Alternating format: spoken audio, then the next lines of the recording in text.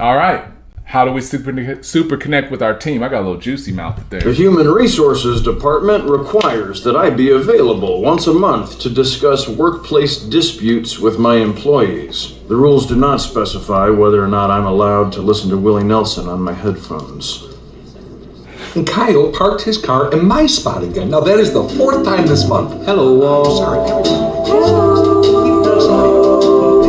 How things go for you. The less I know about other people's affairs, the happier I am.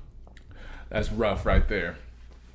The reason I show that video is I was that guy. And now I wasn't as bad. I didn't put no headphones on. I would have got hurt at my store. But I was the guy that was like, I didn't want to listen to anything. All I wanted to do was demand. You do this, you do this, you do this. That's what I was all about. The best thing that ever happened to me was one day I'm in a meeting, sales meeting, and I just got chewed out by the owner because we didn't have enough appointments on the board that day. So I go into this sales meeting. I'm sure some of you know where I'm going with this. And I go in. I'm talking about hard on everybody. Like, if y'all don't pick the phones up, if y'all don't start making some calls, sending out some videos, taking some pics, you can leave. You know what? If you don't turn over your customer to me before they leave, then you're leaving with them. Anybody heard that? I'm going to fire you if you don't set at least 2 appointments today. You know, all this craziness. I was young. I was in my mid-20s. The owner was in the back of the sales meeting room. And he said, hey, Duran, you got a second? I said, yeah, what's up? He's like, come here. So he brings me to his office. He's like, shut the door. And he sits me down. He's like, can I tell you something? I said, yeah. He said, don't you ever in your life demand respect from anybody.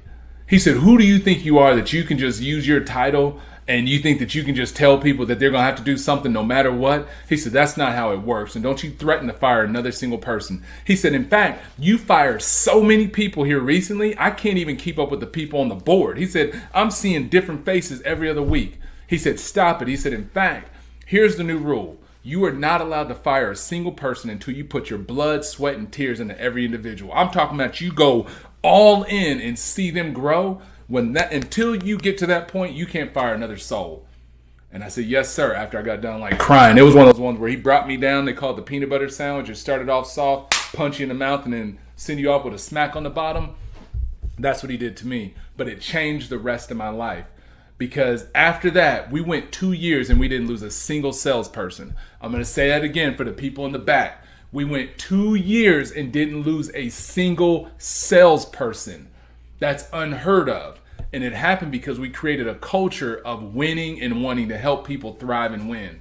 And that's really what this passion of me, like as a coach and consultant, that's what did it. Because when I started seeing people win, like when I started training and pouring more into them, I was like, snap, I love this. Like, this kid didn't buy a house. This lady over here done got something else. And so I started valuing seeing other people win. And so I say that because if you're on this, if you're a leader, you have to be able to super connect with your team. And if you're not a leader and you're on this, use some of these tactics to help your team grow. You don't have to be in management to be a leader. Everybody on this that's watching this, they are a leader.